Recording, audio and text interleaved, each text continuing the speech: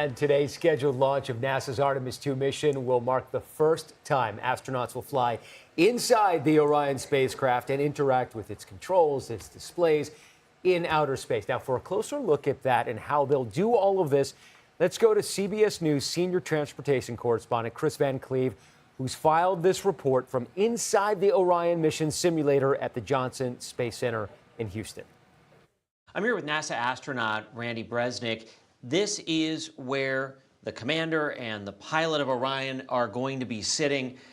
Walk me through what they have at their fingertips here. They've got their main three display units here where they can interact, see the different systems of the vehicle. They can pull up any insight into valves, tanks, pressures, all here within these three display units. You've got these series of switches that are also interspersed. Very few, literally 60s of switches versus 1,100 that we had on the space shuttle back when we were flying those. And then they have hand controllers. The one on the left hand is actually controls the display, kind of like a mouse, and they can call it the crew cursor control device, and they can interact with all the displays without having to take their hands off when they're under G's on either ascent or entry.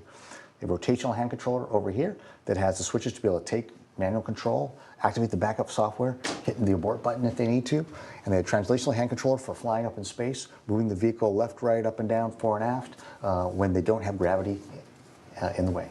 During launch, you're kind of along for the ride. You are along for the ride. There's millions of pieces of hardware that all have to work just perfectly to get you from zero velocity to orbital velocity in 8.5 minutes. And if something goes wrong, that's what the abort switch is. That's the abort switch. There's mission control can trigger abort if they see stuff that's not correct. The vehicle itself has its own accelerometers and sensors and software to determine if it needs to go ahead and trigger the abort. But ultimately, if the crew sees or feels something that meets their abort criteria as well, then they have the ability to manually abort. It still looks like a lot of switches. It is, but training gets you to the point where it's instinctive for these crew members, and they've been training for several years now, and to see them in action, they're going to do great today. Makes it easier than it looks?